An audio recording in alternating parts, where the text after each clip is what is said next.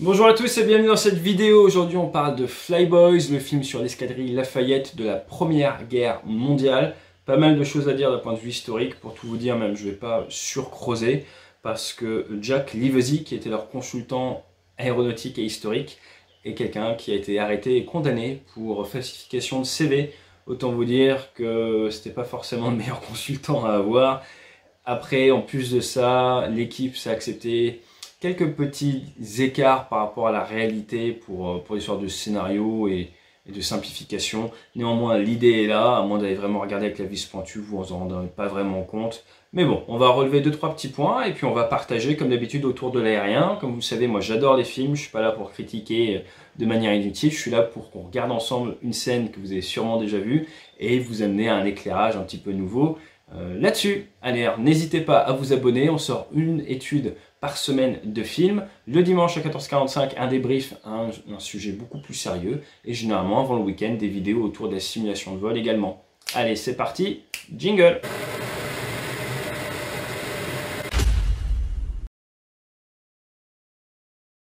L'escadrille Lafayette. Pourquoi Lafayette? Le marquis de Lafayette, le général Lafayette, militaire français, envoyé aux États-Unis en pleine guerre d'indépendance des colonies contre l'Empire britannique, qui a aidé, tout comme la marine nationale, pas vraiment nationale à l'époque, mais la marine française, qui a eu une grande victoire contre les Anglais, pour une fois, dans la baie de Chesapeake. Pour faire simple, grâce à Lafayette, à la marine française, mais également aussi au peuple américain, eh bien, l'Amérique est devenue scadée.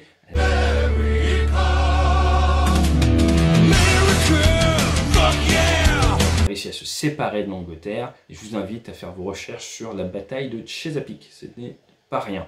Bref, toujours est-il, quand la France a eu besoin de ses camarades américains, ils se sont dit on va venir, on va créer une escadrille Lafayette, avec une fameuse expression Lafayette, nous voilà. Ils sont revenus, c'était le moment de rendre l'appareil, de venir aider, et ils ont très bien aidé, avec une multitude de pilotes, dont de nombreux as. Et c'est une escadrille, l'escadrille Lafayette, qui existe toujours de nos jours, qui est sur Rafale, qui fait partie du commandement des forces aériennes stratégiques. Pour faire simple, des Rafales biplaces équipées d'armes nucléaires, mais qui a également des capacités conventionnelles, avec du missile de croisière, de la bombe ou du missile aérien classique.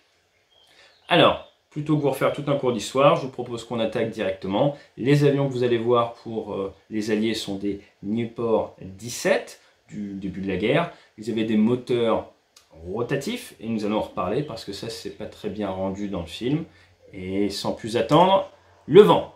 Pourquoi l'importance du vent? À cette époque, il n'y avait pas de piste, ils décollaient sur des champs et ils venaient se mettre face au vent directement. Donc c'était un petit peu piste ouverte, grand champ, on décolle face au vent, c'est assez simple. Ça permettait d'avoir toujours le vent de face parce que c'est des avions qui n'étaient pas surmotorisés. Allez, ça part aux avions. Chaque avion est un peu attribué à un pilote. Dans l'armée moderne, on a une multitude de configurations différentes, donc on vient choisir l'avion dans la bonne configuration pour la mission. À cette époque-là, c'était tout pareil, donc à partir de là, chaque pilote avait son avion et il pouvait le customiser. Si un jour vous êtes pilote de combat, si un jour vous faites de la course ou autre pour chercher la performance, ne mettez pas de photos de vos familles, c'est la grosse chose interdite.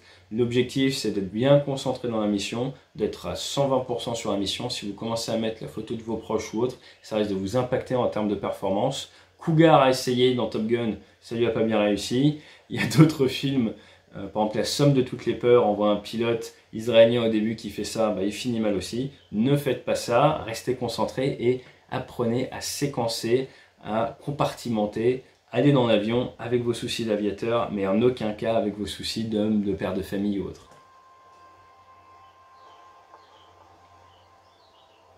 Allez, c'était notre époque, hein.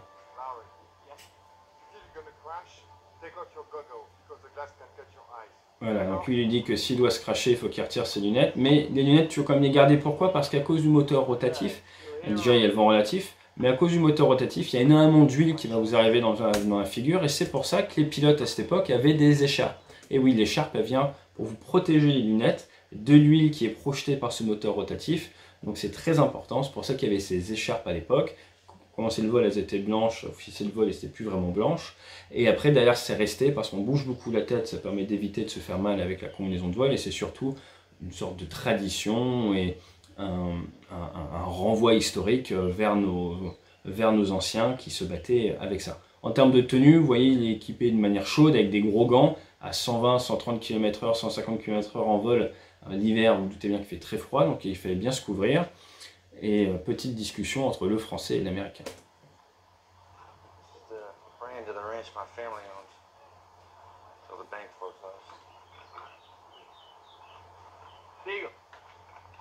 Derrière, vous voyez un mécanicien qui fait le tour avion. Donc, normalement, le pilote fait également le tour avion, mais on a un mécanicien qui surveille aussi.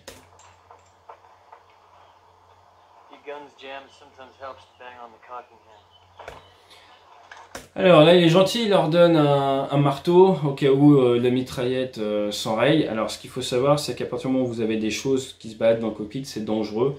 Nous, on avait par exemple les stylos. Si vous avez un stylo pour noter sur kneeboard, vous accrochez avec une petite corde votre stylo à la kneeboard. Et dans un cas comme ça, avec un avion qui va faire les évolutions serrées, si vous me donnez un marteau et un pistolet, je vais les attacher avec, comme on dit dans la marine, des boots, des petites cordes, de manière à m'assurer qu'ils ne passent pas sous le siège, ils ne rentrent pas dans les commandes parce que ça pourrait faire du FOD, Foreign Object Damage, ça pourrait venir bloquer vos commandes. Faites très attention à rien laisser traîner dans le cockpit, d'où l'importance de les accrocher.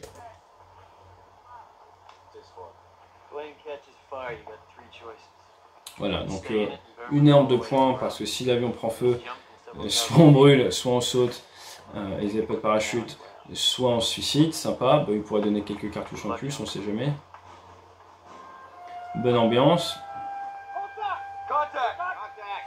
Donc là, il vient mettre les contacts et on va les aider à démarrer les moteurs. On voit des cales, il n'y avait pas de frein sur ces avions, donc les cales permettaient de retenir l'avion. Après, avec les gaz, vous allez pouvoir avancer. Pourquoi se décaler sur le côté? Parce qu'à cause de l'assiette de l'avion, à cause du moteur devant, on ne voit rien. Donc tant que l'avion n'est pas en ligne de vol, on ne peut pas vraiment voir ce qui se passe devant. Ce qui rend ce genre de décollage assez dangereux, mais l'autre point qui rend ce genre de décollage plus que risqué, c'est quoi? C'est, hop, imaginez, vous avez juste avant la rotation, par exemple l'avion de tête qui a une panne moteur. Vous avez l'avion de tête qui a une panne moteur, il va donc freiner. Les autres avions vont devoir s'écarter pour ne pas lui rentrer dedans. Or, leur autorité au manche est très limitée. Leur autorité au palonnier également. Ça risque de percuter. Moi, si vous me donnez une escadrille comme ça, plutôt que de faire un gros tas comme ça, je mets tout le monde dans une sorte de ligne. Et comme ça permet, si ça freine, qu'il n'y ait personne derrière. Là, on va dire c'est joueur d'un point de vue tactique.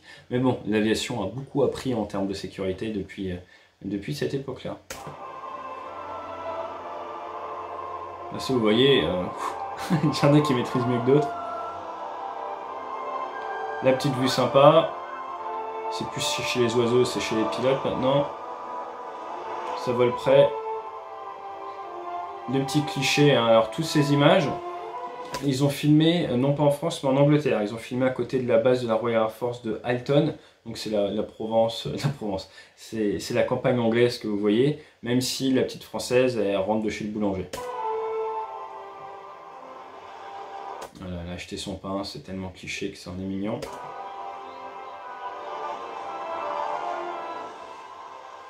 Donc là voilà, grosse erreur, ce moteur devrait tourner. Il devrait tourner sur lui-même, c'est un moteur rotatif.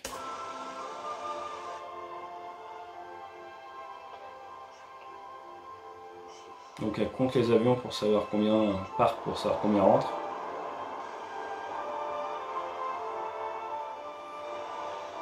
Le fameux calme avant la tempête, ça c'est le transit vers la zone de combat. Donc là pour l'instant il fait beau, c'est joli. Il a peur d'avoir chaud, les camarades. Et voilà, zone de combat, il y a de la fumée. Ramadi en Irak, c'était pareil. Dès qu'il y a du combat au sol, on voit tout de suite beaucoup de fumée. Alors, il faut se méfier à cause des tirs d'artillerie. Les obus montent en altitude. Donc vous ne voulez pas être trop bas, vous pouvez vous prendre des obus qui ne vous sont pas destinés.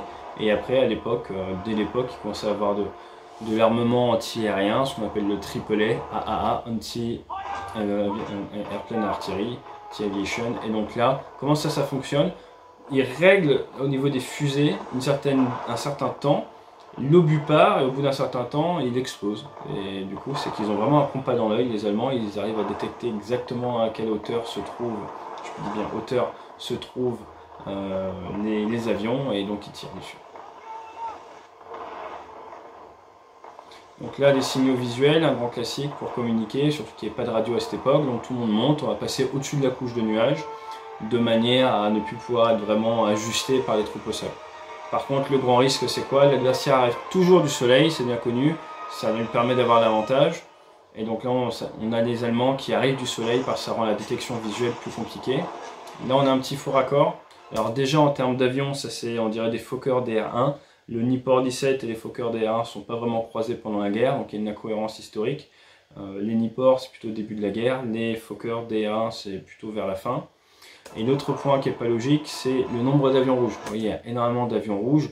Ils sont justifiés au niveau de l'équipe. Pourquoi? C'était pour rendre les combats aériens plus faciles à voir et à comprendre pour les gens au cinéma.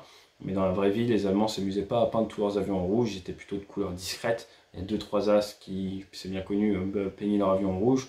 Mais là, ils ont clairement surjoué là-dessus. Alors, quand vous faites tomber dessus, comme ça, par au-dessus, il faut réagir de suite, il ne faut pas rester là bêtement à regarder. Donc ça réagit, ça monte. Bon, ils étaient déjà en train de se faire engager, donc normalement, le croisement aurait déjà eu lieu. Avec des avions de cette génération, vous n'allez pas pouvoir les laisser rester néo trop longtemps. Néanmoins, là, ce que ça rend bien, c'est très différent des guerres modernes. On est très nombreux, dans des petits volumes, des petits rayons d'évolution, avec de l'armement très vieille génération. C'est un peu comme si chacun était dans une voiture sur un grand parking et que tout le monde se court après en se tirant dessus avec de la Kalachnikov. C'est un petit peu ça l'idée. Donc il y a de la passe avant, face à face, forcément on tire en secteur avant, sinon on va essayer de manœuvrer, se mettre derrière pour pouvoir mieux viser. Et là vous voyez avec le nombre d'assets, comme on dit, avec le nombre d'avions en l'air, vous allez avoir soit du combat 1 contre 1, vous essayez de manœuvrer contre une personne que vous avez choisie, soit vous allez y aller un petit peu à l'opportunité avec une multitude d'avions qui risquent de vous passer devant, surtout au début du combat, et là vous faites des tirs d'opportunité avant d'en trouver un sur lequel vous avez peut-être l'avantage et d'essayer de l'abattre. Attention dans ces cas-là parce que les autres vont faire pareil et vous risquez de vous retrouver avec quelqu'un derrière, donc il faut vraiment tout le temps à la fois être sûr qu'est-ce qui se passe devant et qu'est-ce qui se passe autour de moi. Avoir ce qu'on appelle la conscience de l'environnement, en anglais on dit la SA, Situation Awareness. La conscience de la situation. Donc on passe d'une charge de travail qui était très calme en transit à une grosse augmentation à charge de travail. Donc là, il faut bien savoir changer de vitesse. Alors il n'y a pas de vitesse, c'est une expression. J'ai bien utilisé des expressions autour du changement de vitesse en conférence, c'est pour ça. Alors, les nuages vont vous permettre de vous cacher. Si vous voyez que vous êtes trop défensif, aller dans les nuages peut être une bonne chose, mais avec des petits nuages comme ça va. Avec des grosses couches, c'est plus gênant. Puis typiquement, si c'était caché dans les nuages, il ne serait pas fait abattre. Donc là, ça fait une belle formation, très offensif. Parfaite passe de tir, ça ne réagit pas. Il n'a pas vu l'adversaire, il n'a jamais vu qui l'a tué, il a été mauvais, c'est comme ça. Il faut regarder autour de soi, tout le temps, tout le temps, tout le temps, et de préférence en haut.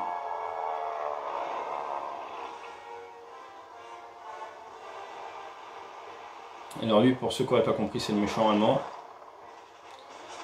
Une petite passe face à face, c'est très dangereux, la passe face à face, vous prenez des risques.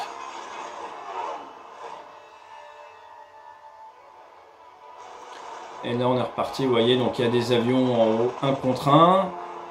Plein d'avions en 1 contre 1 et ça se croise, et si vous êtes défensif, vous allez essayer d'amener votre poursuivant en face à face, par exemple avec un avion allié. Voilà, donc on essaye de garder le visuel, néanmoins c'est mieux d'essayer d'aller dans le plan vertical, de descendre, de sortir du plan du tir adverse. Donc là clairement on voit qu'ils sont expérimentés et ça se défend pas très bien. Lui s'est fait clairement détruire le moteur. Bon, normalement il serait pas aussi propre sur lui, il y aurait beaucoup d'huile. Ça, cette trajectoire n'est pas tout à fait crédible. Alors ça veut dire qu'il descend très fort initialement, il prend un gros excédent de vitesse. On voit mieux les champs à l'altitude où il arrive, il aurait déjà dû repérer un champ qui l'intéresse. Là on voit qu'il subit un petit peu. Le virage fait quoi? Le virage fait que vous perdez beaucoup d'énergie, il faut s'en méfier. Et voilà. Donc là en fait, pourquoi je vous dis que c'est un peu bizarre, il ne regarderait pas vraiment juste en bas s'il sait déjà où il veut se poser. Et quand on voit sa trajectoire, il a déjà trouvé son champ. Hop là. Alors, il y a un nombre incalculable de pilotes qui sont posés, c'est pas obligé d'exploser, là pour le coup, pour une fois c'est bien fait, ça n'explose pas. Grosse décélération, il est vivant, tant mieux pour lui. Mais vous êtes pilote de combat, donc maintenant savoir de quel côté vous êtes tombé et il faut mettre en œuvre un plan de survie. Donc là, il faut vraiment comprendre qu'il faut changer de casquette. Le plan vertical est très bon pour gêner un adversaire. Oui, mais attention à ne pas rester dans le plan vertical trop longtemps. Vous voyez que là, l'Allemand, il arrête les frais. Lui est plus joueur.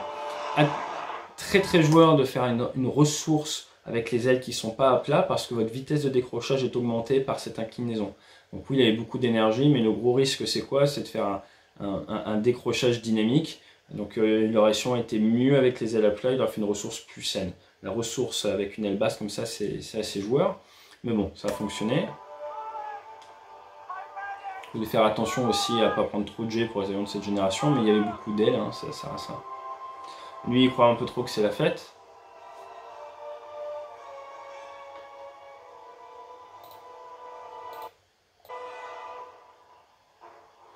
Voilà, bon là c'est un peu du Hollywood, mais c'est pour mettre en avant le fait que tous les pilotes n'étaient pas des pros chevaliers version Excalibur. In the name of God, St. Michael and St. George, I give you the right to bear arms and the power to meet justice. Alors si vous devez vous faire straffer par un avion, ne courez pas dans le sens où il arrive, dans le sens du strafing. Si vous passez 80 degrés gauche ou 80 degrés droite, ça va gêner l'avion, il va devoir mettre du palonnier pour vous ajuster, ça sera beaucoup plus efficace. Et bon, là il est tombé sur l'enquête interne, ça n'a pas plu à ses camarades. Petit débriefing en direct. En vol, voir ce qui se passe au sol, c'est possible si vous êtes assez bas, on voit très très bien et ces avions-là n'allaient pas très très vite. Donc réussir à voir que le camarade au milieu de la route allongé. Voilà, donc qu'est-ce qu'on a vu? On a vu un petit peu le premier combat aérien du film Fly Boys. Ça pardonne pas, il y a 2-3 points historiques qui sont très discutables. Le Newport 17 contre du Fokker DR1, le fait que le moteur ne tourne pas, l'absence d'huile projetée.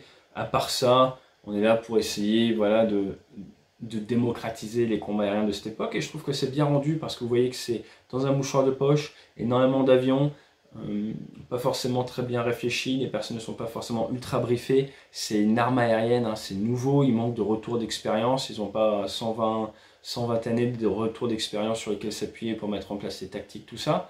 Donc c'était clairement des pilotes qui n'avaient pas peur, qui faisaient pas semblant, des combattants qui ont vraiment fait une différence sur le champ de bataille. Si un jour vous avez l'occasion de vous balader dans les Hauts-de-Seine, du côté de Marne-la-Coquette, c'est là que se trouve le mémorial. Il y a un arc de triomphe commémorant l'entrée en guerre des aviateurs américains, des volontaires de l'escadrille Lafayette pendant la Première Guerre mondiale. Il y a une crypte en demi-rotonde avec 13 vitraux qui viennent reprendre un petit peu les différentes batailles de la Première Guerre mondiale, et il y a les cendres des 68 aviateurs de cette escadrille morts au combat avec des inscriptions commémoratives.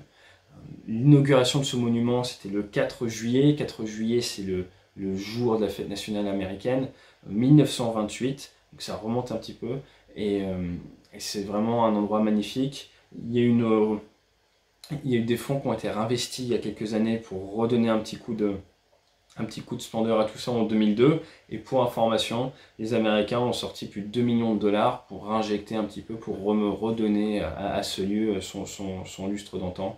Donc n'hésitez pas, je vais vous laisser avec les photos des plaques un petit peu et la sonnerie aux morts, parce qu'il ne faut pas oublier le sacrifice qui a été fait par ces pilotes et par tous les militaires de manière générale à cette époque-là et encore de nos jours. Fly safe, stay safe.